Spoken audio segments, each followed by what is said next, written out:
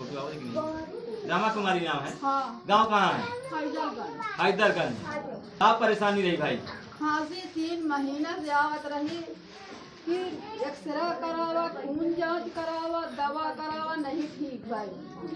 और आज भी बहुत रोज करो जोर हो चली जाती, हम बोल न पाई मुँह से, न खाना बना पाई। तब ये हम भाग के आए नहीं, तो परमेश्वर हमार हमका दुआ दिए कि खांसी हमार बंद हो गए। क्या महीने 3 महीने से खांसी और हाँ। दवाई कितना किया? और दवाई बहुत करा। कितना कई रुपया किया है? 5-6 रुपया 10 रुपया के?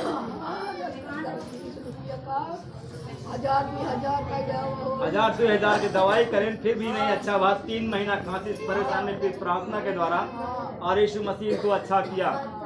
गांव है हैदरगंज, राम कुमारी नाम है और परमेश्वर खांसी की बीमारी से छुटकारा इसको दे दिया। बोलने में तकलीफ हो रही थी, अब बोल सकती है और खांसी से छुटकारा मिलेगा। धन्यवाद करते हैं। बोले यीशु मसीह की।